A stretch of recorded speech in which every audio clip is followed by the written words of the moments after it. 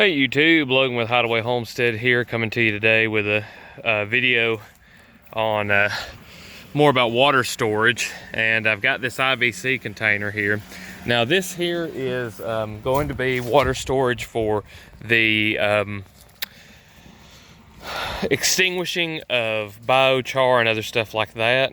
This container is clear and it's not necessarily ideal for anytime you're wanting to store water for drinking, stuff like that, when it can be exposed to sun, because algae will grow inside of these containers.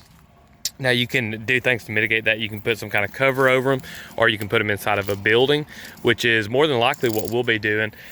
These things are pretty hard to beat as far as price goes. You can get them super cheap if you buy them from somebody. If you do the legwork, you can get them for free.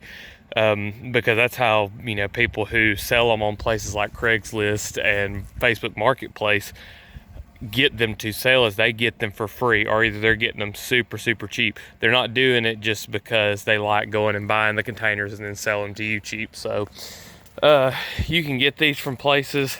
A lot of them have to be cleaned out. They've got to be put out in the sun. Sometimes you have to bleach them. Sometimes it takes several times to wash through them. They'll store stuff like glues and detergents and just all kinds of things. So you want to check and see what was in the container before you decide what you're going to use it for. But I've got a hose here. We're pumping water from down here in my little water reservoir. That's what I'm gonna call it, because it's not really a pond. I dug it as a pond, but it hasn't been sealed. It holds water seasonally, and it's not got anything like a fish or anything like that in it yet.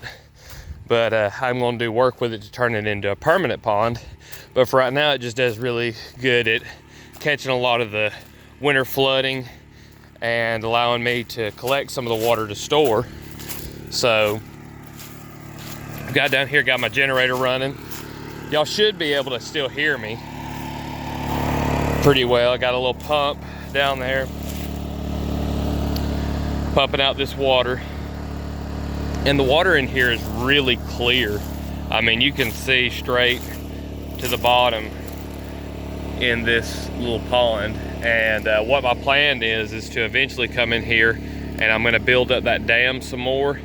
I'm going to move a lot of this dirt that's up here on the uphill side and cut down some of these trees and move it all down here and make an even deeper basin right here in the middle, because I have a really deep hole over here. That's all it is, it's a hole, and it's gonna leak water and is not gonna allow this pond to stay full throughout the whole year. You can see the hole over here is probably somewhere around 8 foot deep, when over here it's anywhere from 4 to 6 foot, especially when this pond fills up past the water line here, and we've got a lot of overflow down there. But anyway, these little generators, if you're looking for something that's just good for emergencies that you can carry with you, any of these little inverter generators, these here were on sale when I bought them. I got 2 of them for like 800 bucks. And you look at a Honda, I think a Honda is probably somewhere around 1,000, if not more. But I love having those little generators. They're awesome to carry around places, and you take them camping.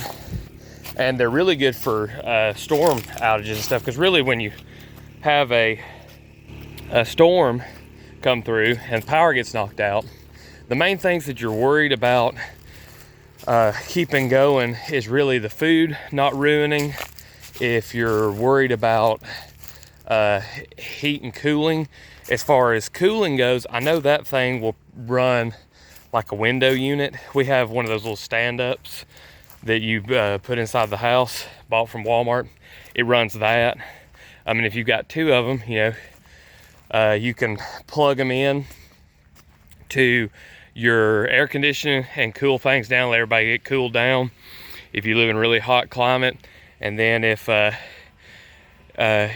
everybody's cooled down, you swap it over and put it on your fridge, or if you've got 2 of them like I do, which is a good practice if you like prepping, to keep 2. 2 is 1 and 1 is none type of mentality. If you'll if you have two of them, you can hook them up to the fridge and then hook one up to the air conditioning. And then I think the last time we did it, we ran one of them on the TV and the air conditioner, and then the other one on like the freezer and the two little mini fridges we had, or something like that. I mean, it ran a lot. You know, you got to do the math and everything and look at what the running watts are. But as you can see, that pump's pretty good. It's got this up to nearly, what is it, about 75 gallons? Let's see, I have to fill up because this is kind of faded out. Yep, 75 there. So we're nearly at about 75 gallons. I'm thinking this thing's gonna be full well before it gets dark. I've got to get and dig our pit for our char, and I'll come back to y'all with another video on that. If you've got any questions or anything to add about water storage, I kind of, I'm not really making any videos of here's the 10 ways to store water. I like doing these videos with just kind of some of the stuff that I'm doing and little tips and tricks. There's tons of ways. You look on YouTube, there are hundreds, if not thousands, of videos on water storage. Yeah, leave anything you got down below in the comments that you want to add, or any questions that you might have about anything that we've been doing. And if you haven't already, go ahead and subscribe to the channel. I drop a video like this mostly every day. I appreciate all y'all watching, and we'll see you in the next one.